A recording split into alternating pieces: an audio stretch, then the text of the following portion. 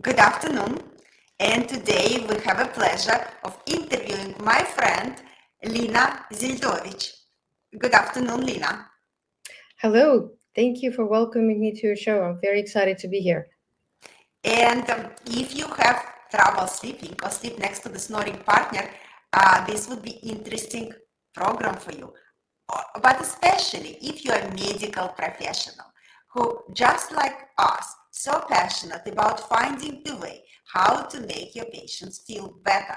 Today is going to be very interesting angle because we're going to talk about phages and this book called The Living Medicine.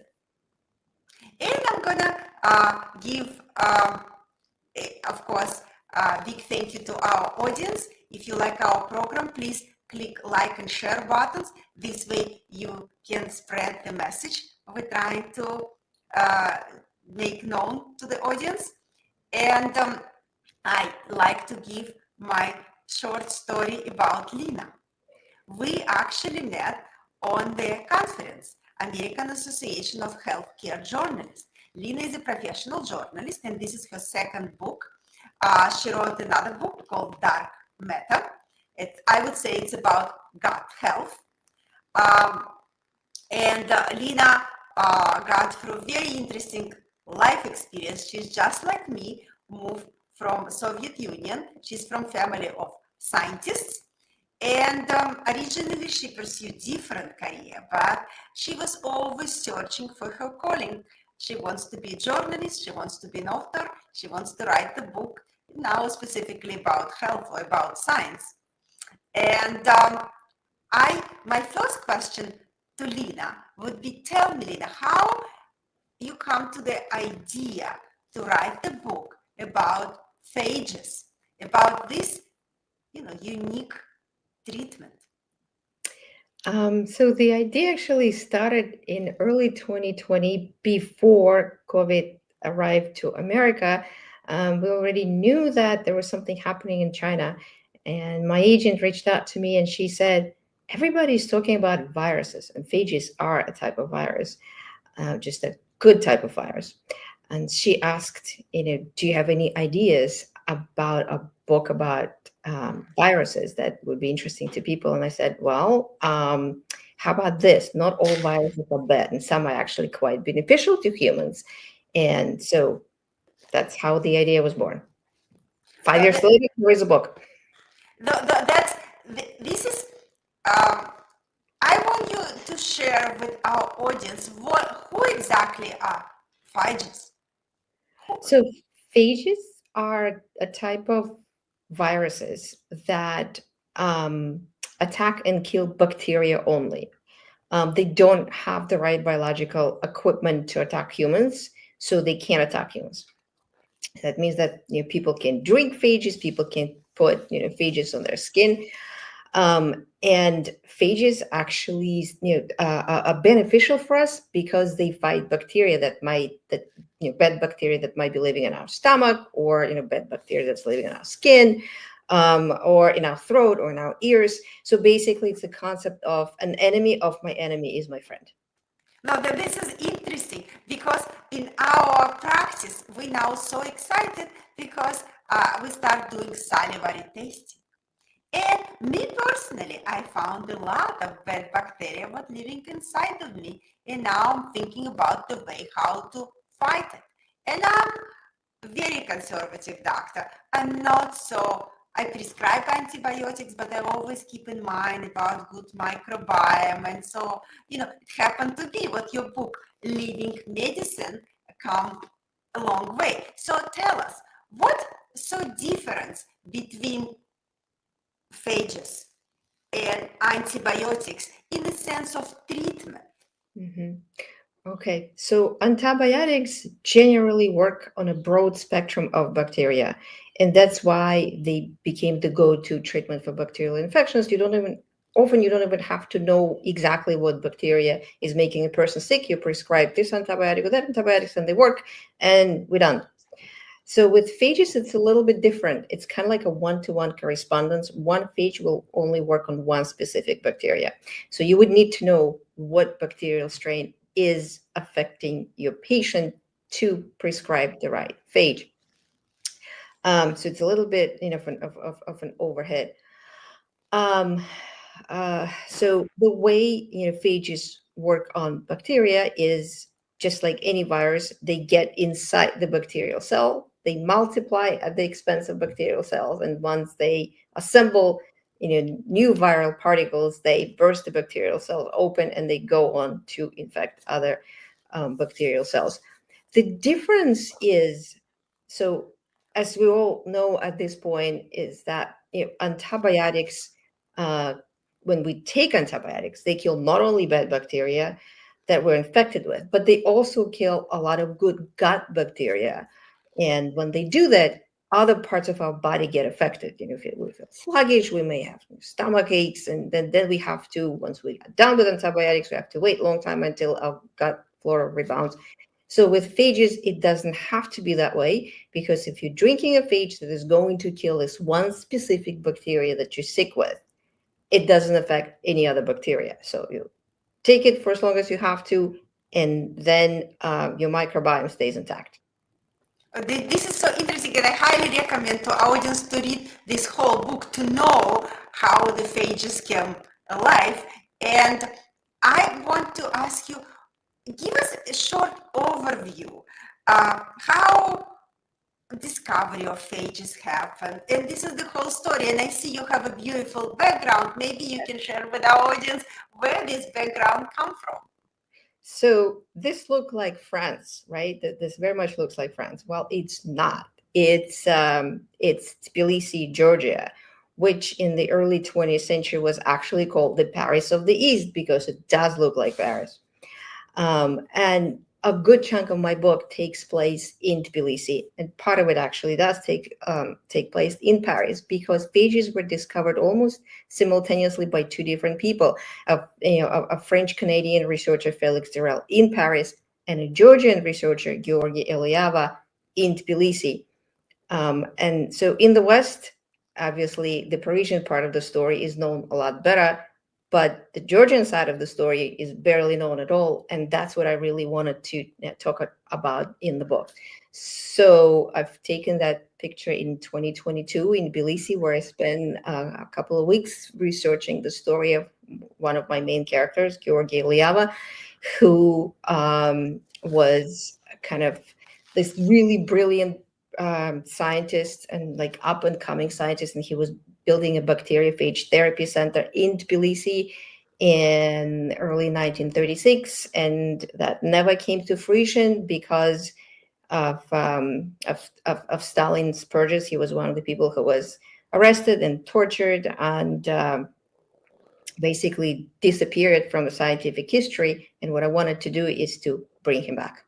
No, this is such a noble goal, and I'm living my family was affected by that history as well, so it's a lot of parallel I can draw myself about this particular treatment. And I just want to mention about your previous comments, what in my practice, I'm trying to develop personalized treatment. Now we're doing, as I mentioned, salivary testing, and we have a name of specific bacteria. So idea of phages, what's going to kill those, specific bacteria and not to touch a good microbiome, sounds very personalized and very promising to me. Now I'm going to ask you the question, how come this particular treatment didn't become popular in the United States, or I would say on the West, even though it was discovered by French Canadians, but become very popular in the Soviet Union and maybe even play significant role, or changing the role in World War II. Like, can you a little illuminate that part of history a little bit for our audience? Sure. So the phages did enjoy a brief moment of fame in 1920s and early 1930s in the West, because that was before the antibiotics were discovered and mass produced. So yes, there was such a moment. But antibiotics were, when they were finally mass produced, they were so convenient. You didn't have to look for like this specific bacteria. You just could prescribe antibiotics and give them to people. They had much longer shelf life. They were just so easy to deal with. Uh, with phages, however, if you don't have the right phage for the right bacteria, they don't work. Then there was another reason. So people were manufacturing phages for all sorts of things that they were not supposed to even be for. Eczema, allergies.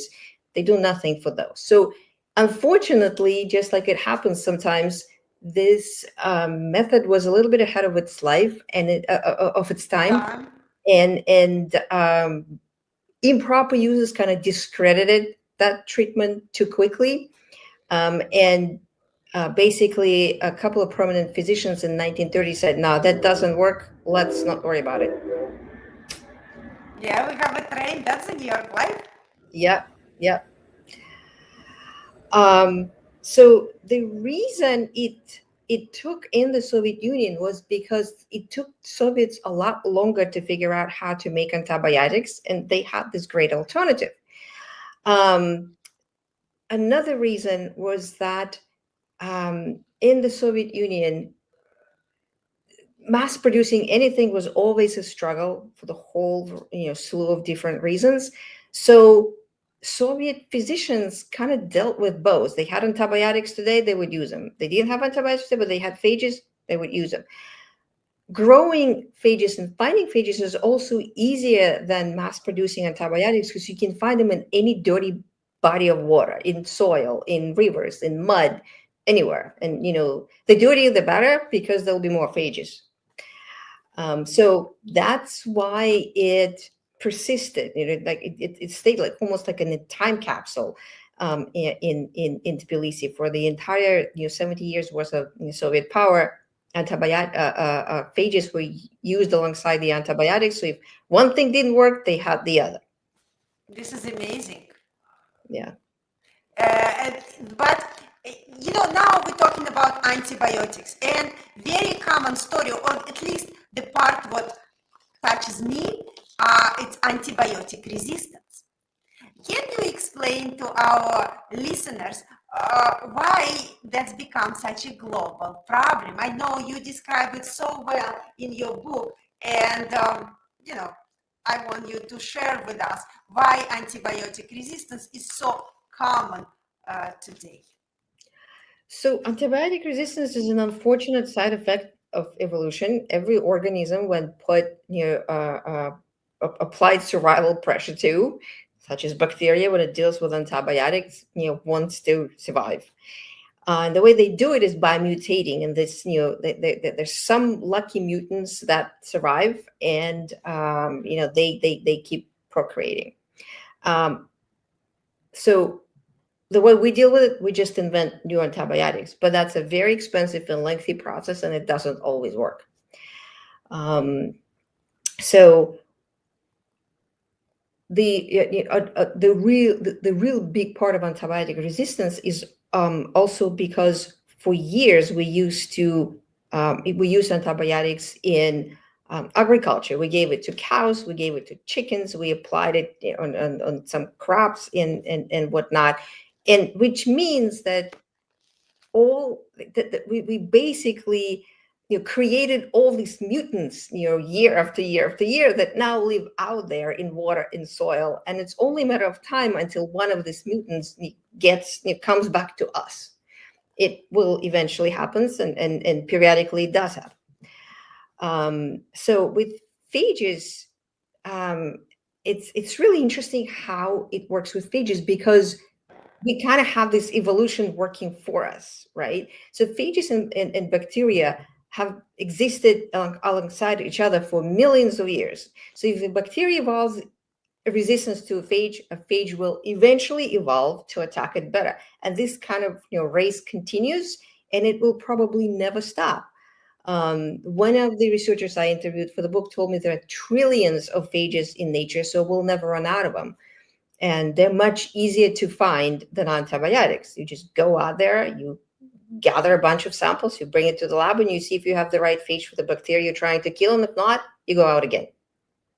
No, but you know what kind of interest me or concern me in the same time. So we have this specific bacteria we need to fight. Let's talk about oral flora. Let's talk about Porphyromonas gingivalis. How we can find the phage, what's going to be really effective for this specific bacteria. Well, just basically going out there and looking in all kinds of places. Um, uh, Water, soil, sewage. Sewage apparently is teeming with all sorts of phages because it's also teeming with all sorts of bacteria. And just like, people, scientists at Belize told me, if there's bacteria, there will be a phage. So the short answer to it is just keep looking. And on a regular, we're talking about on household level, now when people really so concerned about microbiome and maybe they want to have some immune boost, is it any opportunity to buy phages in the health stores now? No, not in the United States, maybe some places in Europe. Definitely in Tbilisi and other parts of Georgia. You can walk in pretty much any pharmacy and you can buy phages, and you don't even need a prescription to buy phages. Now, you can't just buy any phage. They have sort of like several types of specific cocktails for intestinal infections, for throat infections, things like that. Yeah, yeah. But if you, they even have one for MRSA, which is methicillin-resistant Staphylococcus aureus, which is considered a superbug here in the States. And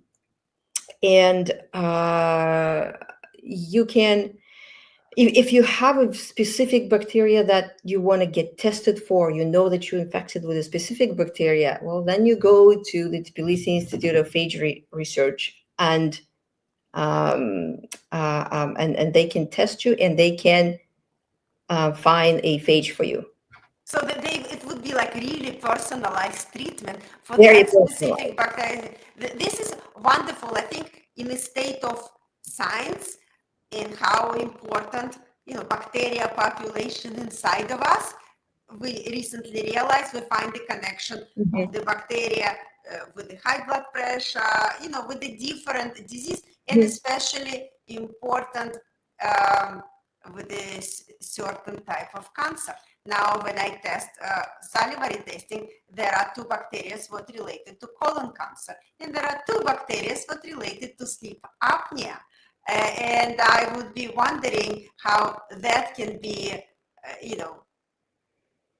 apply to the knowledge you brought in your wonderful book called Living Medicine.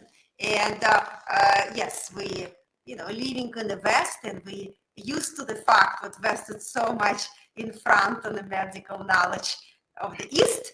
But there are some wonderful, discovery what I think we should embrace. And I think with your book, you kind of paved that road. So I highly recommend to my audience, get the book. You can get it on Amazon and learn about those 2 wonderful scientists. It's another serendipity how great discovery happened in a different part of the world, which proven, but it's great and it's important for humanity. And learn how you can personalize your care.